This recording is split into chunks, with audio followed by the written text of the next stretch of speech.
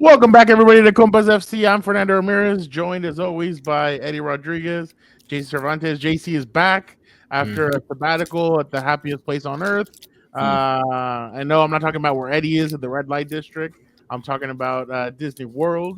World, Obviously, Craig. you had yeah, not just the city, but the world. The world, JC, Craig. good time. Yeah, Epcot's crazy, man. If you guys get a chance to get out there, it is one of those bucket list trips for sure. But Epcot's a trip. I mean, just how they made the whole world blend into one park. I'm pretty sure there's more to it, but I can speak for Mexico. They did a pretty okay job of representing. So There you had a go. little cantina there. Nice little cocoa take back trips, and it's a good time. There you go, Eddie. How are you doing?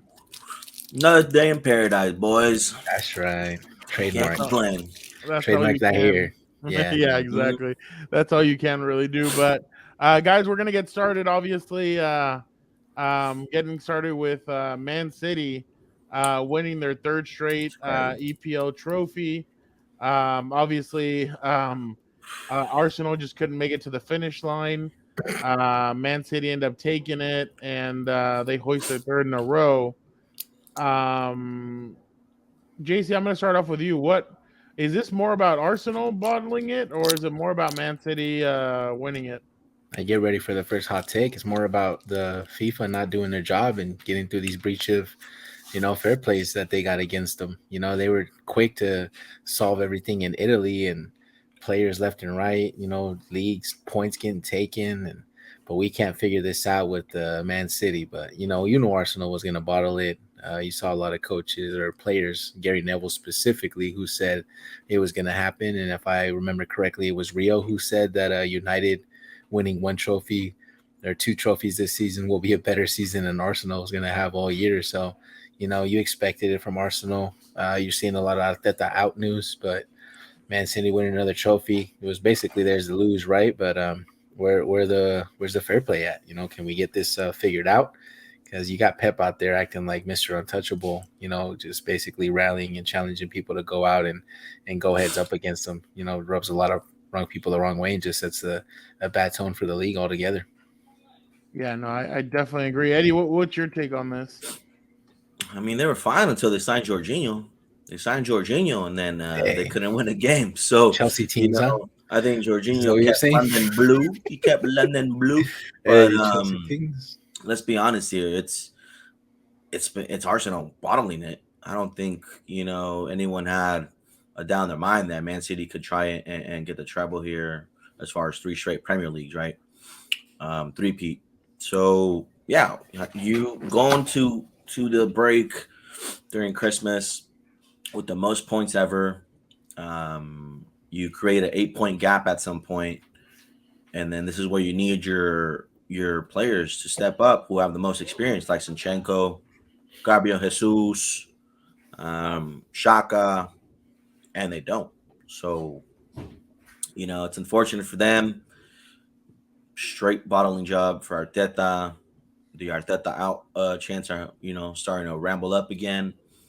But a lot of these players, or a lot of these supporters, and specifically all them guys out there and the Arsenal fan TV supporters, we're going in the win, blood. We're gonna win it. I've been Yeah, in yeah, title yeah. races, blood. I've been in title races. Oh What yeah, title races have you been in, my guy? yeah. Like, come on. You know, I'm sure they're gonna be in the conversation again this coming season. But yeah, big bottling job there by Arsenal. So obviously, folks, what JC is talking about is Pep was asked again about the sanctions coming and if he's going to be the manager and everything going on, and he gave a kind of a, I mean, what would you want to say, a cocky answer? This is what Well, he in had to. Spanish we say los está retando. Yeah, He's exactly. challenging them. He's This is like, what come at us. this is what Pep had to say. We will be here next Yeah, season. yeah, yeah. Yeah. I will stay next season when 100 breaches for the Premier League against us. No worry, we will be there. I know fairly what we want on the pitch because we deserve it. That I don't have any doubts. So let's go. Come on, 24 hours, sit down, talk, and both sides, lawyers, present. Don't wait 1 year, 2 years. Why even do it quickly? Come on. And You so know why, Pep? for the benefit for everyone. So we want to defend our principles. And if the people doubt, okay, So let's go. Let's do it as soon as possible, please. I mean, that just sounds, I mean, in my opinion, cocky. But Eddie, what do you think about the way he kind of handled that? I mean, there's nothing else you can't say, right? Not like you can go and hide away from the cameras and the reporters. You know how the English media is. But what I will say is you should see some sort of point deduction.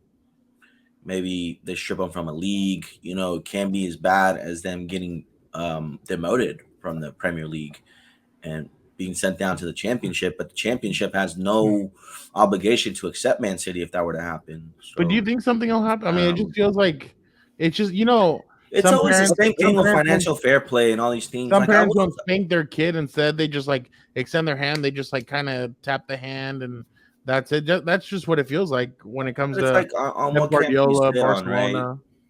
Like, yeah, they did win. To his point, yes, they won it on the pitch. The players were there. They're the ones who won it. But, there's rules that says you can't spend X amount if you're not bringing in X amount of revenue. And those rules are in place there to keep the league competitive, where smaller teams can compete and give you those shock upsets over the bigger teams. That's why teams like Leicester and other teams have come up and won the EPL before. Yeah.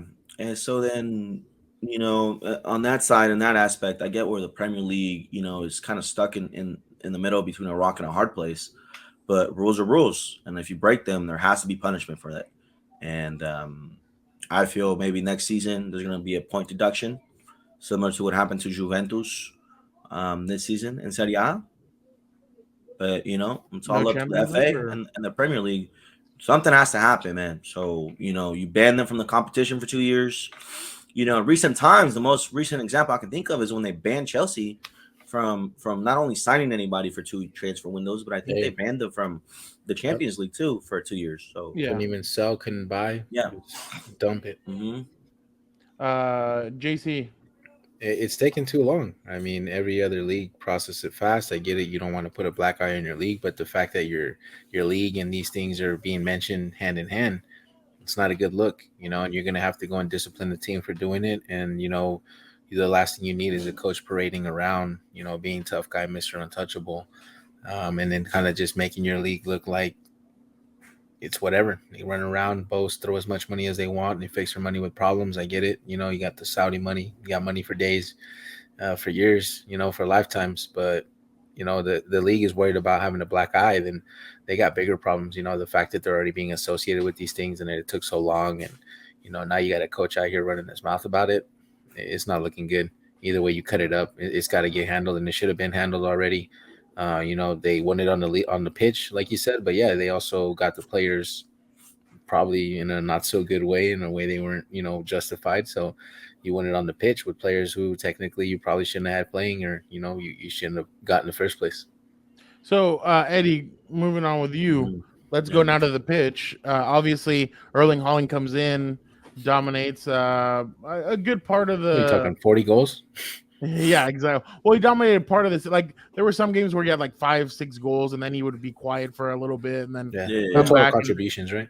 Well, yeah, but just talk about the way Man City kind of. I think they kind of took a step in the right direction in a sense this year, like with Erling Haaland and the way they played and everything. But did they impress you this year on the pitch? Obviously, with the addition of Erling Haaland.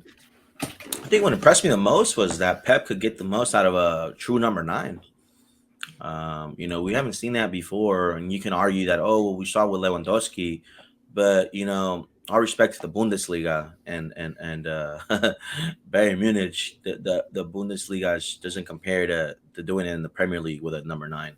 So yeah, I was surprised that Pep was able to adjust his tactics to Haaland's playing style, where you can get the best out of Haaland. With that being said, what impressed me the most, I would say, is probably the transfer fee. Like, they paid less than, what was it, 45 million for Haaland? Like, that's unheard of. They spent 100 million on Jack Grealish. So the crazy part is too, they have I think after this season, there's $140 million. Like, you can get them for 140 million pounds, and that's why, like, you see reports that, like, Real Madrid's like foaming at the mouth to go get him after this season. And that's why people are wondering why. First, I told you. Yeah, but like people are wondering why 140. Like, why wouldn't you like? You know how Madrid and some of these other teams have put like Vinicius on $1 billion, Yeah. Rodrigo on $1 billion, Valverde on $1 billion. Like, why is it that they only put him at 140? So that's another thing that's why some people believe that the sanctions are coming because they put him at 140 and they put such a low number on him. But go ahead, my bad. But yeah, no. And with that being said, it was impressive too to see other players come into their own, like Jack Grealish, who Yeah. last season looked like he was gonna flop, and now he looks like one of the best players on the pitch. Bernardo Silva embracing a new role under Pep, where he's a utility man, plays on the right, plays on the left, plays left back. And John Stones, man, this is the John Stones that you thought could be when he purchased him from Everton, and when he showed flashes of it and glimpses of it. This season he's been healthy, so that's been really impressive too. I think Pep deserves a lot of credit, and again, the players deserve a lot of credit, and I think De Bruyne deserves a lot of credit there too. Some of us were discrediting him. Just he started a little sluggish, has really come into his own again. So, JC, trouble coming from Man City or trouble? And it better not. United better step up and do their thing. And Inter's not anything worth to overlook. They definitely did their part, and they showed up a lot. I know I didn't give them a fair shake when I said Milan was gonna, run amok on them and Leao and all the pace, right? But they earned their spot to be in this final. They got depth. They got players that are fighting for the crest, and they really leave it out every single day. And United, it's on them also. It's a dream scenario for a lot of those guys, and a lot of true, United thoroughbred academy players really need to step up and do their part to make sure that it didn't happen, to maintain that, that last, treble team was United, and hopefully they can keep it that way. But, still a lot of big challenges to come through. No finals an easy final, and definitely they just got to step up and do their part. But it could be loading. I mean, it's there. It's essentially theirs to lose, you could say, in some ways, because they are the quote unquote stronger teams, depending who you ask. And they are going to be the favorite sides. When I saw the odds versus Madrid, the fact they were like plus or minus like 450, it was nuts, man. Like nobody really had Madrid even winning that semifinal. So they are definitely going to be the favorite. It's there to lose, and somebody's got to have an answer for Holland. And that's going to be the big key factor. But, De Bruyne is definitely going to be their machine through and through. So you saw it when Madrid isolated De Bruyne and first leg forced them to beat them. It's just got to be a repeat of something like that. If there was a table right in front of you and I gave you $1 million and said, put it on them losing it or winning the treble, where are you putting the $1 million at? Putting it on losing it. I am. Eddie, if I gave you the $1 million, where would you put it? Losing it, no doubt. Which one? They're losing the FA Cup, no doubt in my mind. You too, JC? Honestly, the looker for me is the Champions League game. I think it'll be done before it gets to the FA Cup, I hope, because I really think Inter, much like Mourinho's Inter, really not a fair shake out here, and nobody's giving them a chance. So definitely a lot of guys that out there got those chips on their shoulders, and they're playing up to it. Yeah, I couldn't go an episode without talking about him. JC just wanted to show you real quick. No, I'm kidding. I'm messing with you. He does. We're gonna break that one down next week. $7 million transfer window. Final against Special one. Sevilla is like the Real Madrid of the. All right. No. What's that? The Europa League. That's football heritage for you, my guy. Yeah, there you go. Look at JC. I don't know if you've watched Ted Lasso or not, but yeah, off and on. I dabble. your boy was on it. I'll probably stop watching them. Oh yeah, the handshake. I'll be honest with you, you're a tough guy to beat, man. Don't worry about the wins or losses. Just help these guys be the best version of themselves on and off the pitch. This at the end is the most important thing. I couldn't agree more, Coach. All right, take care.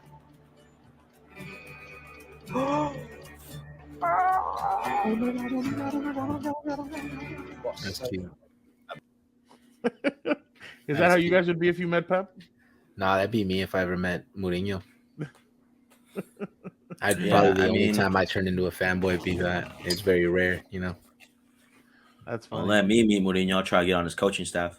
Hey, you know exactly. All right, let's move on now.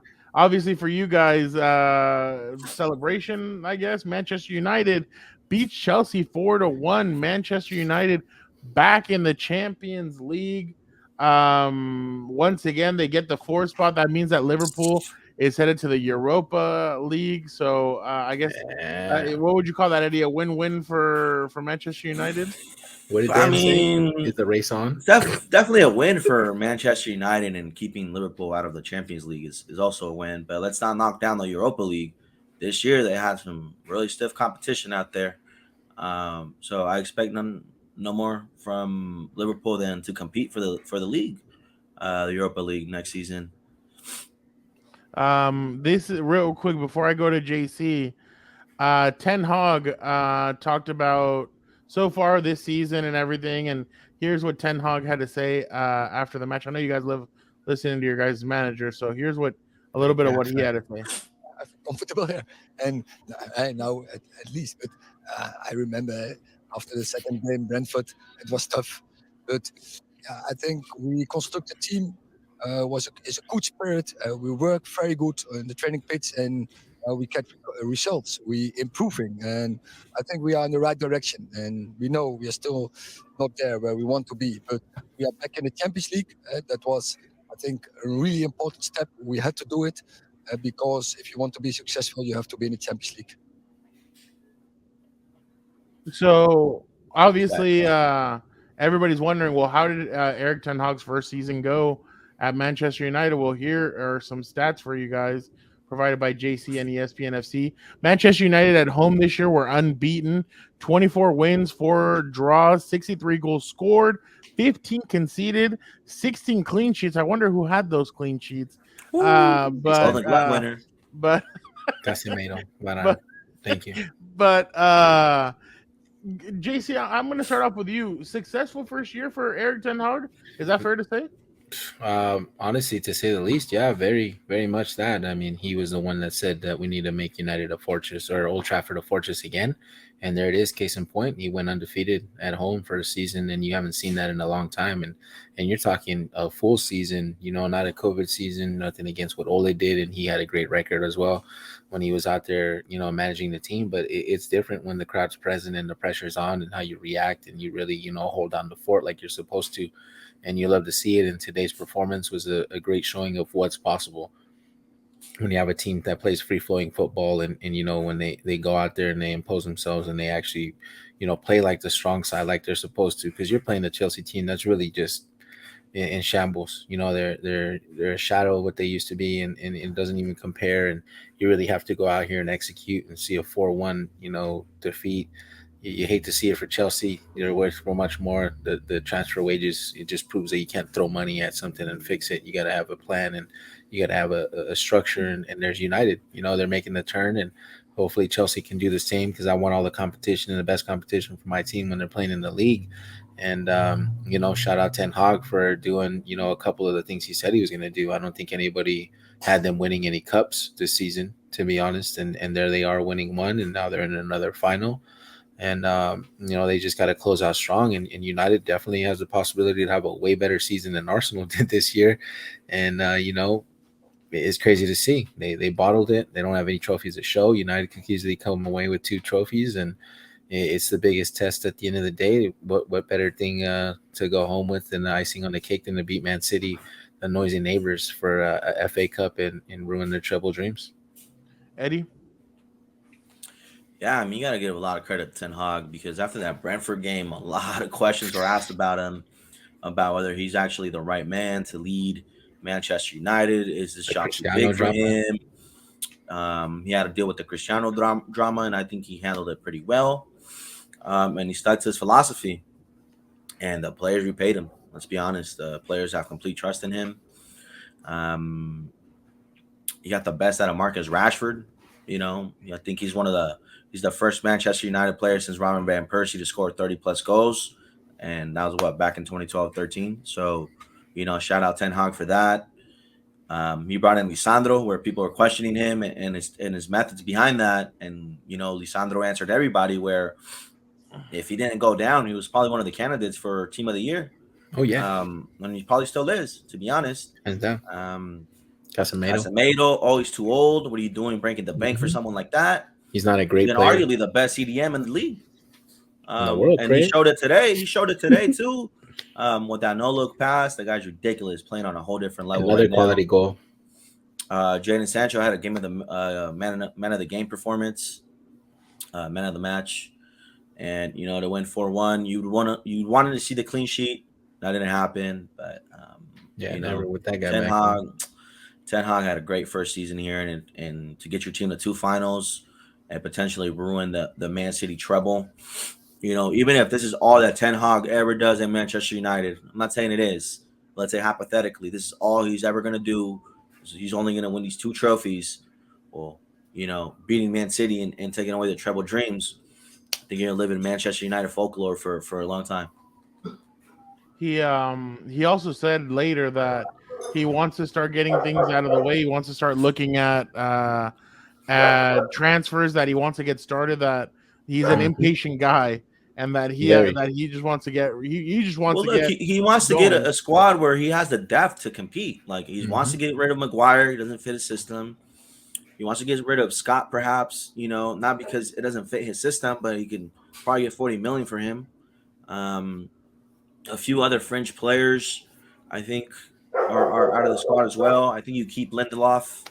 You bring in another center back. You hate to see Wan-Bissaka on the fence, but he's on the fence also. But I think Dalot fits more of the style that Ten Hag wants to play. Yeah, I think I just saw that Dalot's like they're talking about a new deal for him. But you sign Garnacho, your future star boy, to a long-term deal. That's good news. Real left winger. So there's a lot of positives to take away from Ten Hag's first season for sure.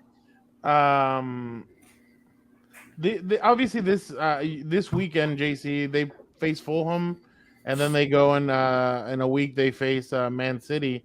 Do you feel like this is positive moment today's game, and obviously if they beat Fulham, but do you think that that's positive momentum going into that?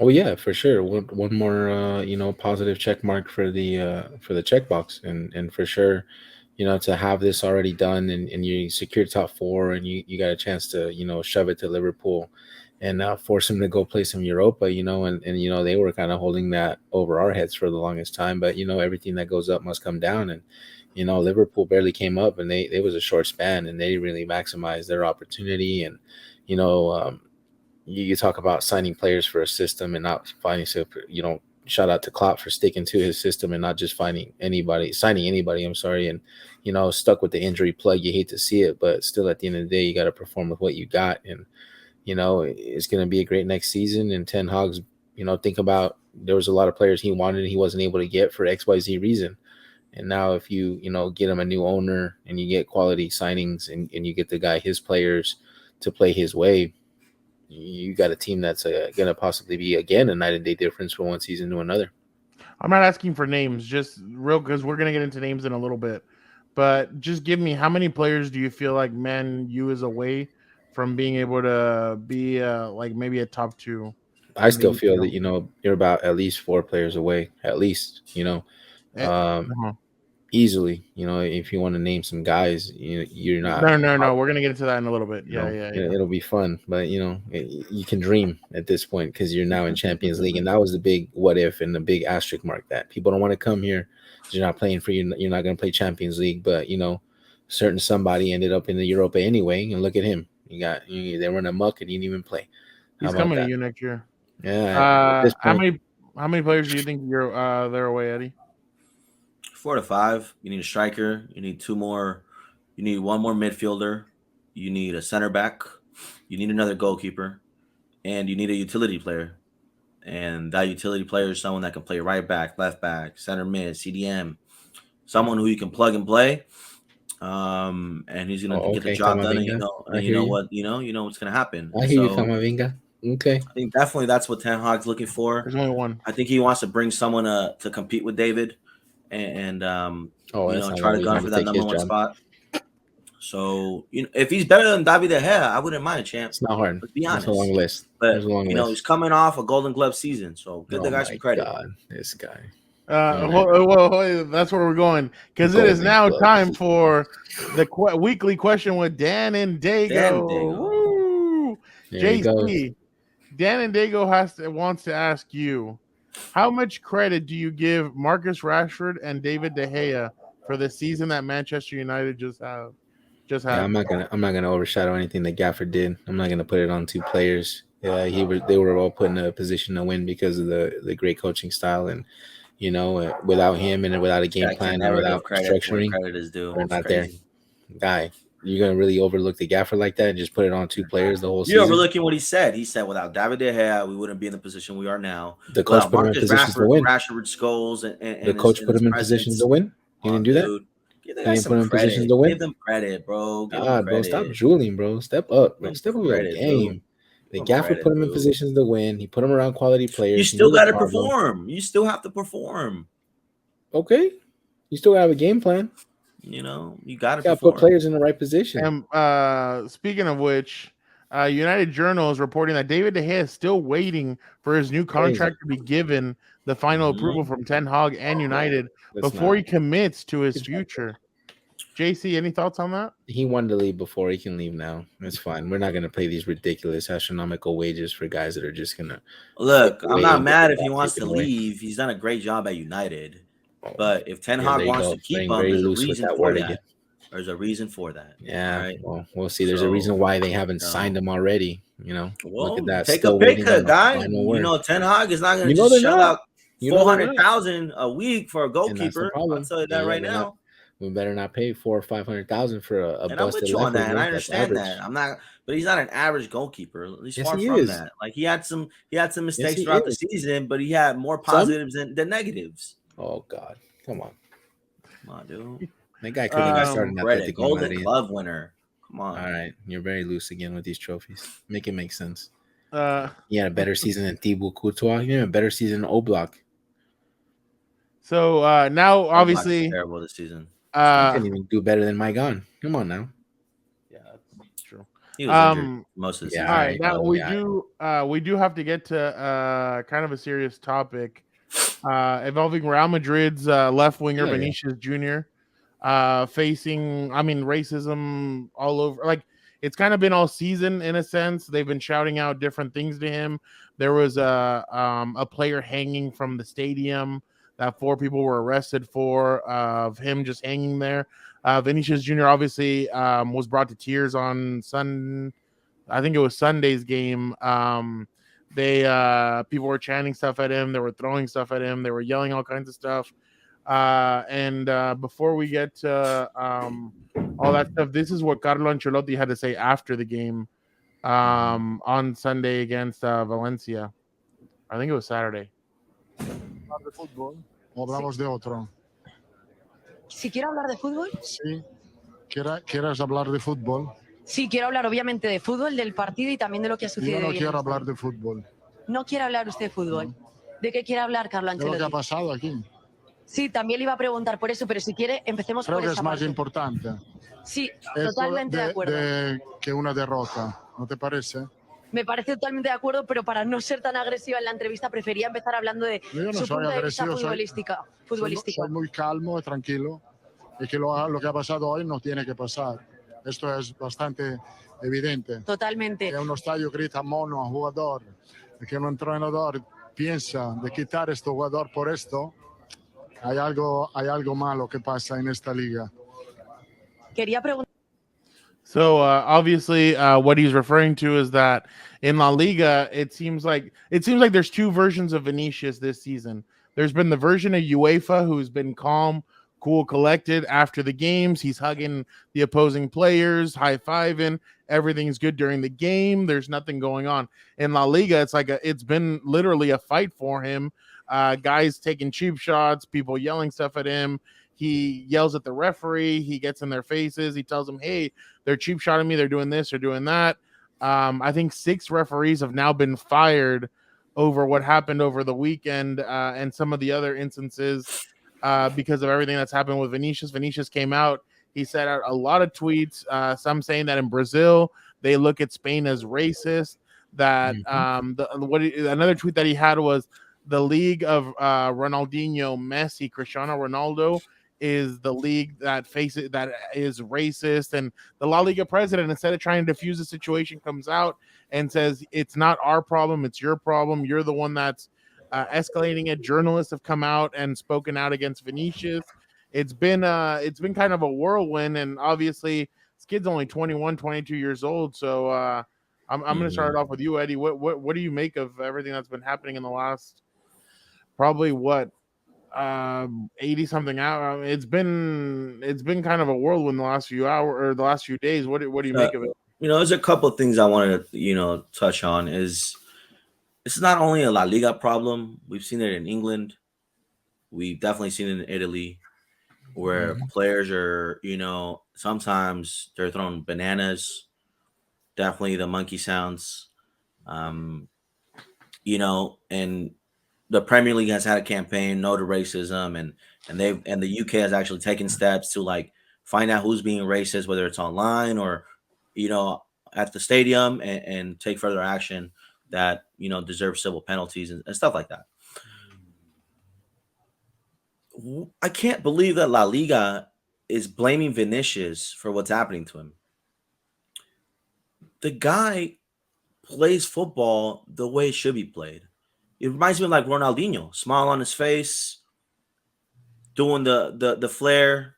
There's nothing wrong with that. I don't understand why that's so frowned upon. I read an interesting quote about Pepe Reina saying that if Vinicius was more respectful to his opponents, he'd garner more respect from everyone else. What?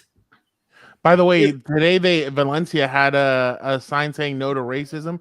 I think he was the one that didn't stand with the team. You're victim blaming the guy that's being called all these things at your stadium, and instead of saying, hey, right when it was happening, yo, you guys need to stop, point out who's doing it, get them kicked out. The Valencia players attacked Vinicius. Yeah. And somehow Vinicius got the red card that day, right? And then it's crazy to see all that pressure. And then even after the game, Vinicius still has time to go greet some of the Valencia fans that are waiting for him and sign autographs and take pictures. But it's really not a good look for La Liga and La Liga president to come out and try to victim blame Vinicius when it's no, dude. This has been a thing. It's been an ongoing thing in your league for years, and there's nothing you've done about it. There's nothing the Spanish government has stepped in to, try to do something. And Ancelotti's right.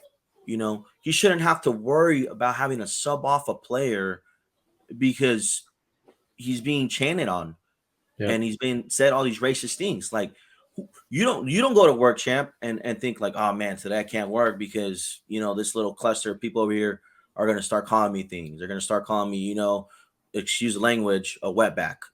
Like, we don't go into work and into these hostile environments, and sometimes we take that for granted. We think that these soccer players are prima donnas and they're divas and whatever we tell them they got going for them, and who cares. But nah, man, like, honestly, it's inexcusable by La Liga. Inexcusable that people are this racist still this time and age. And what a shame, because this is one of the best players in the world and it should be a joy to watch him play. But instead, this is the type of things he's dealing with. Unbelievable. Look at that. He gets rear end. First, the goalie comes at him, and then the other guy's just choking him.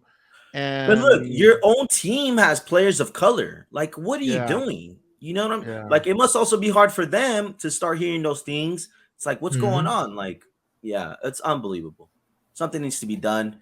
And I think stadium bans are not enough. I think they have to go a lot further. And whether that's deducting the points from the team or, making them play behind closed doors, whatever it is, something needs to happen. But this needs to stop for sure. I saw a tweet real quick before I go to JC. I saw a tweet that said, if Ramos and Pepe were still on that team, there's no way those fans or even some of those players like from Valencia get out of there alive. Because I'm not trying to incite violence or anything, but I'm just saying because of the way Pepe and Sergio Ramos were, there's no way those guys that would have taken that lying down. But I'm with you, Eddie. I think it's disgusting the way that we can't just enjoy one kid, a special player like Vinicius. And like I said, there's two different Vinicius. Like if Madrid needs to do anything, it's show the video. Look at the way Vinicius is treated in the UEFA Champions League. Look at the way he's. What does this tell other players like an Mbappe, like a Jude Bellingham? You know what I'm saying? what kind of look is this for La Liga? Hey, like there's a chance, very high chance, that if I go sign for Real Madrid, that week in and week out, I'm gonna suffer from this racial abuse. Yeah. No, There's a no video way, man. actually of Rudiger after the game. He goes up and he's trying to give a Madrid fan jersey. I can't remember where I saw this. And fans are throwing stuff at him and yelling stuff, and he still goes up and gives the kid the jersey, and he's facing all kinds of crap, and you're just like, dude, really? Like that's what we're really gonna do? But JC, just what do you make of all this? Yeah, I mean, first of all, Vinny, we're with you, champ, and we Yeah. wish you the best, and we hate to see these things happen to great players, and with great success comes a lot of hate, and you hate to see it come to this level. And it's not the first time La Liga gets exposed for these kind of things. You remember happening to Neymar, you saw it happen to Dani Alves, and I think it was Valencia again that threw the bananas at Dani Alves when he was taking the corner. So And then he opened it. Didn't he open it and need it?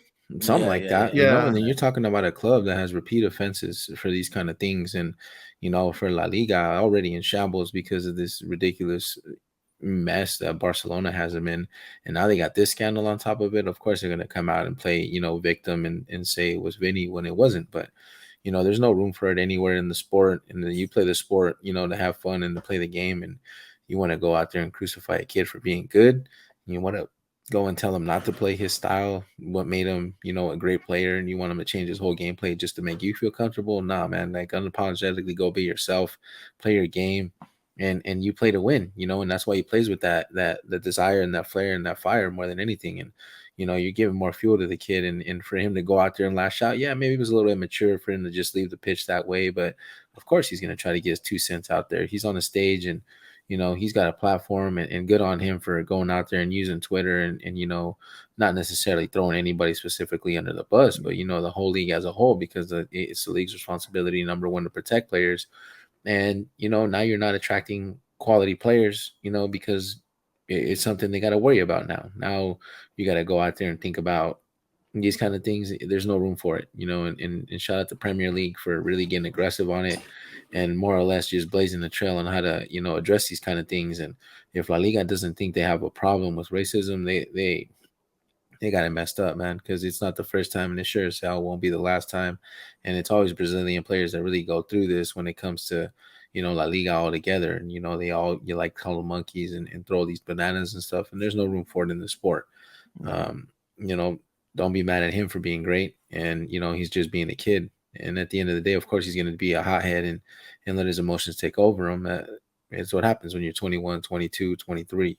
And, now you're trying to build something on top of this. You have to go out there and fire a couple refs and, change some things and get more aggressive on it.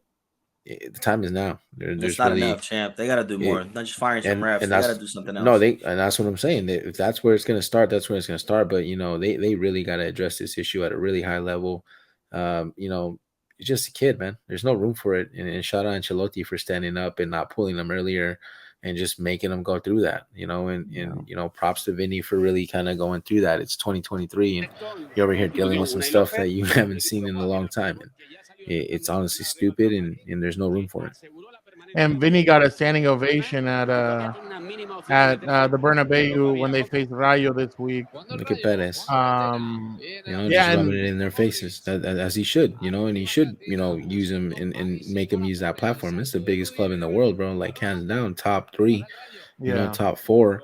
Everybody, sees what Madrid does, whether you watch the sport or you don't. Some way, somehow, who Madrid is. So, props to them for really sticking it to the league. And, Perez likes to do it too whenever he gets a chance to. So, if I were him, I'm running with this and I'm holding it against him for a long time, as he should. There's no room for it. I think what I find disgusting as a journalist is the fact that journalists in Spain are starting to take sides, and they're saying that Vinny's the one provoking it. That he's the one doing. When has that style of play become so villainized, champ? Like I remember when Ronaldinho was there and doing those things. But that's what I'm saying. When Ronaldinho was there, the guy was magic, and that's what you wanted to see. That's what you were paying to see, right?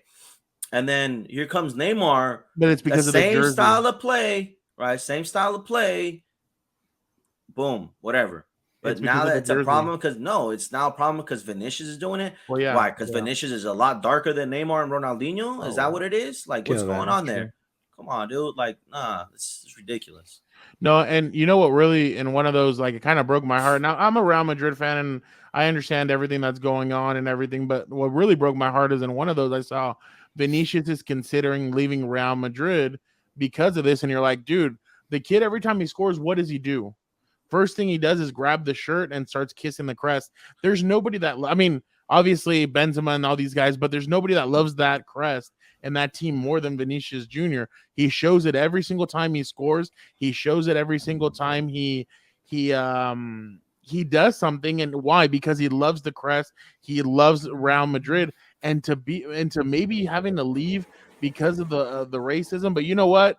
I think Vinicius is too hard-headed, and I think he's going to fight this until the end. And I commend him for it. As I he mean, should. no, and 100%, you have to commend him for it. But wow, a 22-year-old kid trying to take on the whole league by himself with obviously the backing of Real Madrid fans. That's great, and I honestly hope he's able to succeed because it's just disgusting, and it's one of those things. Like I said, when journalists and all these people have to, like the La Liga president, have to defend themselves and their league That's and their disgusting. actions, That guy should it's be terrible. resigning immediately with How immediate the hell effect. do you not defend your player when your player's telling you, dude, I'm out here, I'm suffering? But obviously El Chinguirito was one of them. One of their guys is like, well, what do you about Rodrigo? What about Camavinga? What about Militao? Like, they don't face, you don't think they face the same kind of stuff that Vinicius does? But he provokes it, and it's like, no, dude, like, it's blatant what Vinicius is getting. Like, Yeah, but it's also on the Spanish government because look, there was an incident where on a bridge in Madrid they posted something in regards to that. That happened like 4 months ago. Why are they barely taking action now? You know what I'm saying? So it's because now it came to the limelight. So again, it's not only on La Liga. It's something that has to do with just Spain in general, and it's bigger than that. And it's a damn shame because you have some of the best players in the world playing in your league, and for them to feel like they need to leave, and we're not going to sit here and say that that Italy's not having something similar, or that England doesn't have like racist fans in there. They do, absolutely. Everyone they do. has it. But absolutely, I think like JC said, the Premier League's actually taking steps. They're doing the campaign No to Racism. They're teaming up with the local authorities to track down those who are being racist, whether it's online and abusive on Instagram, Twitter, whatever it is, or in the stadiums, and taking the proper course of action, whether that's fines, jail time, bans, whatever have you. They're making steps to try to eradicate that from their league. And where's La Liga on this? Exactly. Nowhere to be seen. Not just that, you guys heard what Sevilla did, right? That they're thinking about protesting the next game because they rescinded the red card that Vinicius got, so he's able to play. Vinicius supposedly isn't going to play because he has inflammation in his knee. But are you kidding? That's what you're going to take a stand on? Like, because his red card got rescinded? Like, a lot of people feel like it's just Florentino trying to misconstrue the media and everything. But, dude, this isn't it. Like, you're like, it's pretty black and white, man. And it's not blatant. The first time. Yeah, exactly. So, I mean, it's just one of those things. But Vinicius, Compas FC is with you. You're a talented kid. You have a bright future ahead of you. Don't let these people get in your head. There's a reason why they're hating. It's because you're doing something right. So because you're the face of La Liga, champ. That's why they're hating.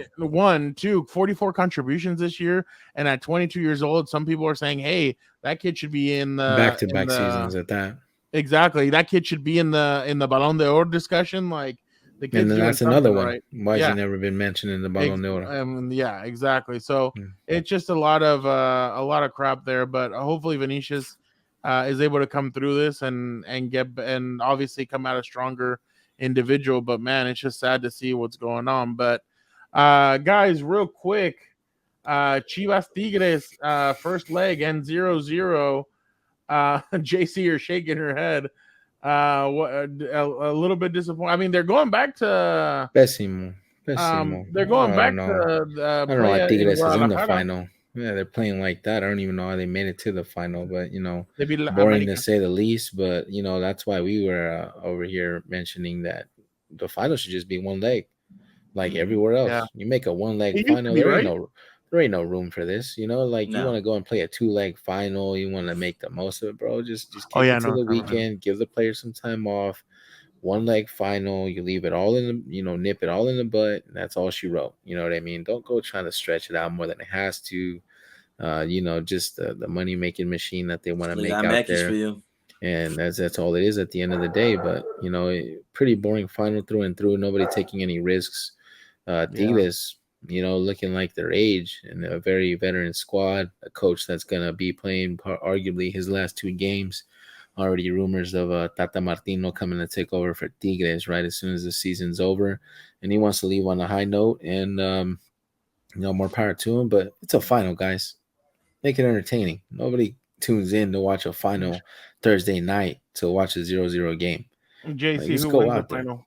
I mean, it better be Chivas. There ain't no reason why they shouldn't. The way Tigres played, they're looking like they're just out there trying to see whatever they can get. Gignac was just absolutely all over the pitch on the top half. And they're going home. Lainez, come on. That's the reason why he's back in La Liga. The to Mexican begin with. Messi. Yeah, all right. I don't know who said that. Show yourselves.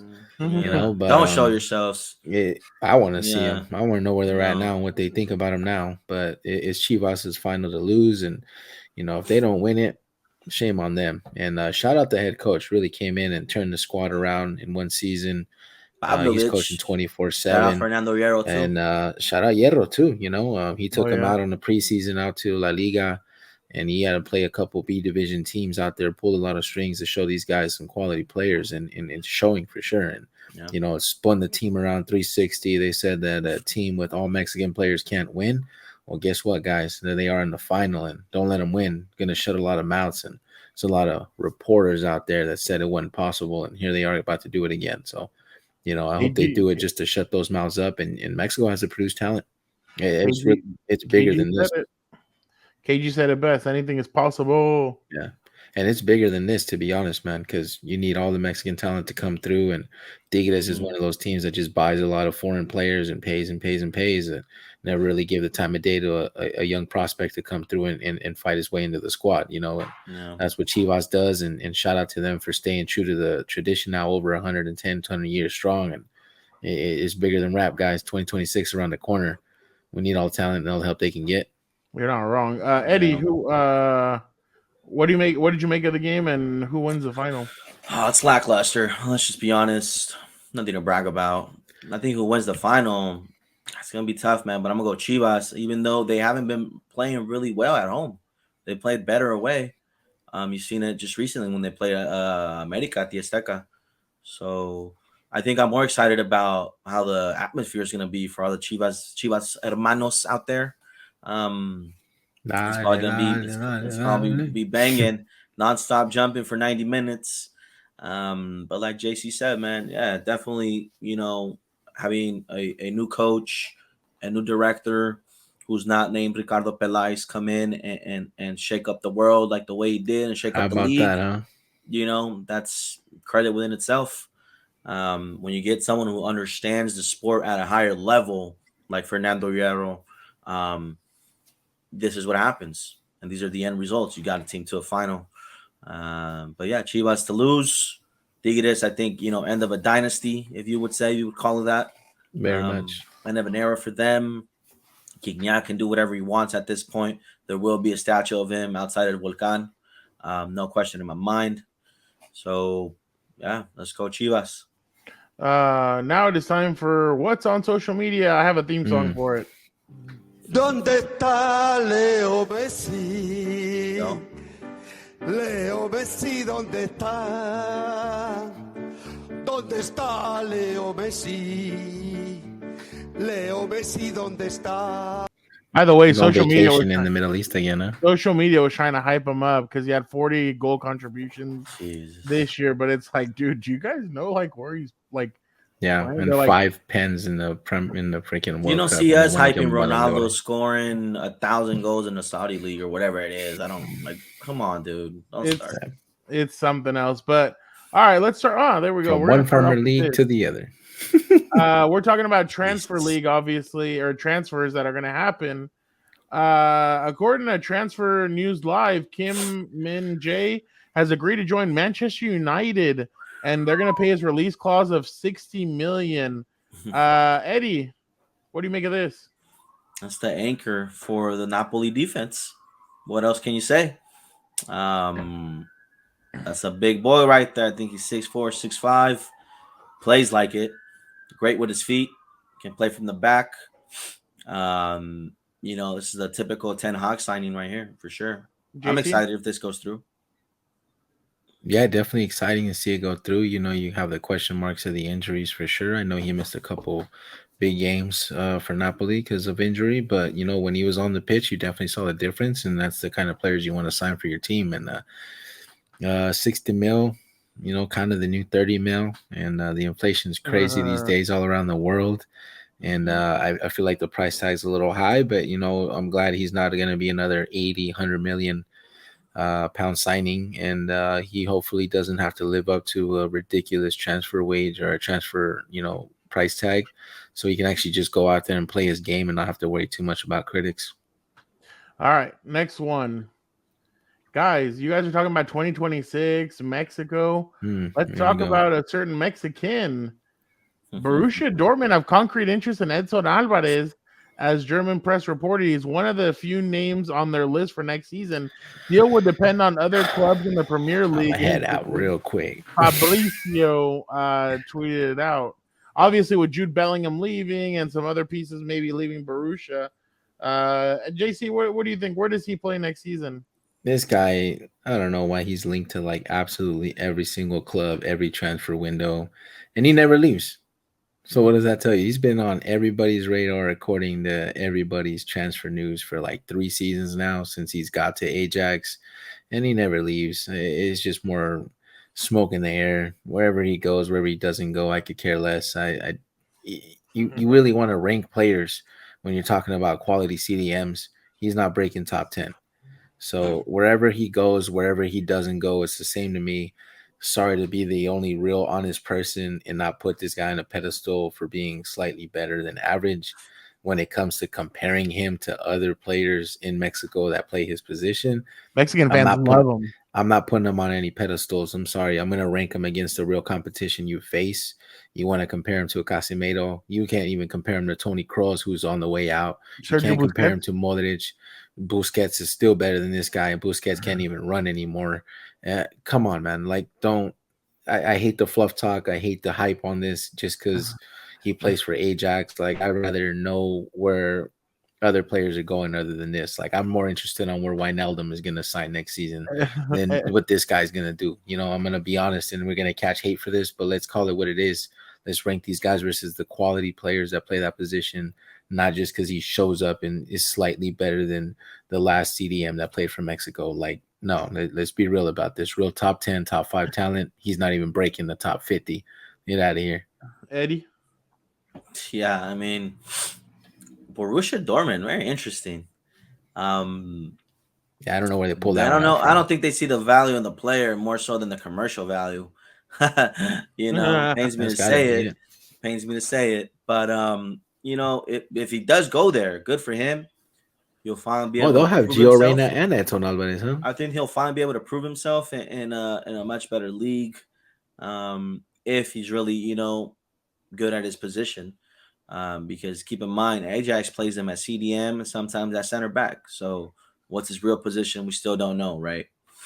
But if he goes anything over 20 million, I'd be surprised. 25. That's mental. Yeah. Let's go through some of these real quick. This guy tweeted out, I don't know who he is. Check marks don't matter anymore on social media. But he put, if this was we're only 3 weeks away from the Nations League, this is my starting 11 for United States. He has Balogun at striker, Pulisic, the Chelsea benchwarmer on the left, Tim Way on the right, Gio Reyna in the middle, Musa on left mid. He has McKinney at right mid. He has Dest right back, Richards at center back, Robinson at center back, and Jedi at left back, and Turner as the goalkeeper. I'm not asking you guys about this. Is this fair or foul? A Mexico fan goes striker, no chemistry with the U.S. Left wing, 1 goal in 30 games. right wing 0 goals and demoted to left back. Cam, bench warmer. CM, bad seasons and fighting relegation. Left back, okay player. Left center back, okay player. Right back, 1 game in 3 months. Right back, garbage. Goalkeeper, bench warmer. If Mexico can't beat this overrated team, then IDK, man. Newsflash, champ, they already lost to that team, so they lost to a worse team. So at Hat Trick Chris, let's not forget 2 games in a row back to back, USA smacked them with lesser quality. Newsflash, it's the CONCACAF. Here we are. But don't forget that this base team went toe-to-toe versus the Netherlands, so he can go and try to hype this whole USA-Mexico battle. There's not one. USA with less quality players have gone further than Mexico did and got more points and got more fight in them than the Mexican national team did. So that guy probably still wants Chicharito to come back and play striker for Mexico. Yeah. I bet my bottom dollar, June 10th. Busted ass players he wants, man. All right, real quick. Prime Rashford versus washed Ronaldo. Doesn't compare. They're comparing their doesn't compare. Season. So Rashford had 33 Tell appearances. me something I didn't already know. And 5 assists, while Ronaldo had 30 appearances, 18 goals, and 3 assists. JC, what do you make of this? Okay, Dan and Dago, you snuck in there again. I see. Hey, I'm just saying what I've been saying. This to me. Hey, I called it since before the Premier League even started. This guy right here, don't buy the hype. Average. Nothing average about him, champ. Nothing average. Kidding me? First player since Robin Van Persie to score 30-plus goals for United. Put some respect on the guy. What's that say right there? Put some respect on that guy, all right? And Ronaldo left in January. Oh, that is true. And Ronaldo left in January. You give that guy 5 more games. That's 2 different seasons, guy. All right. All right. Real quick. Real quick. Yeah, for all y'all in the comments that call me a little hater, go read something. Go watch. Next read one. Some. What's more difficult, 3-peating the Premier League or 3-peating the Champions League? And we all know one player has done it both.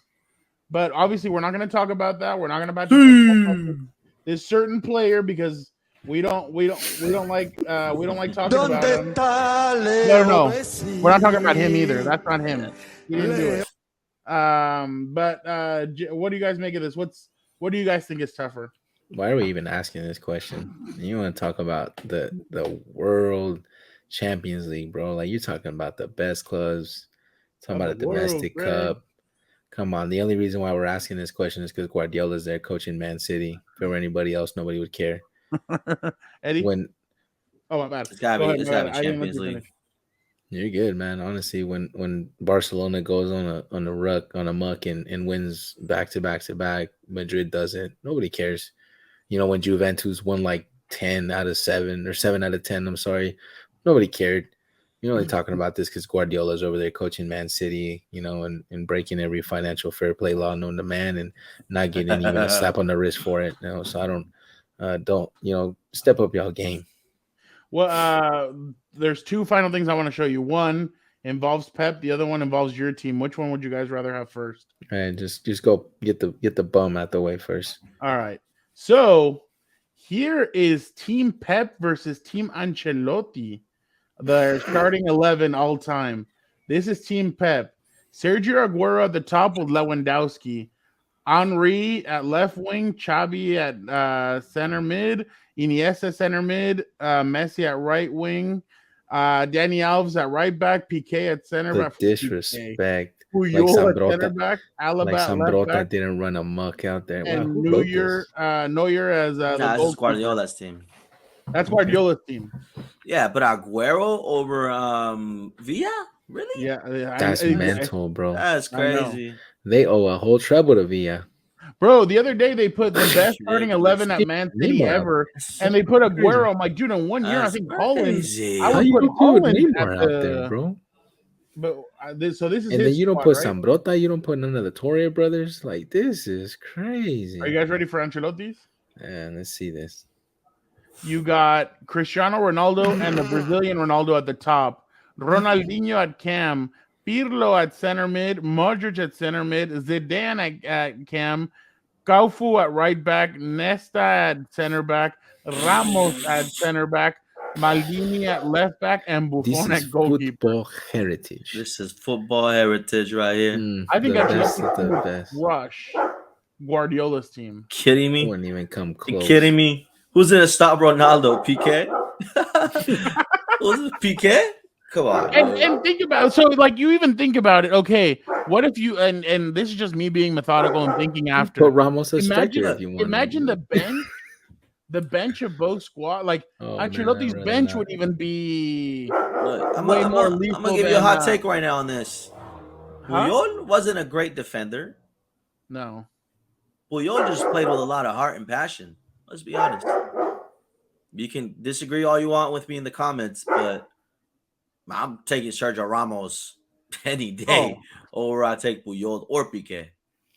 Yeah, I'd rather take one Ramos over a Puyol and a Maldini or PK Nesta in combination. there. Come on, man. Yeah, I don't know how Laba made that squad, honestly. Like I'm not gonna lie, he had one good season, but that was a And you take out treble-winning Maldini, team. and who would you put there? Marcelo? Like dude, this like there's even players that you're even contemplating saying, oh well, what about this? What about that?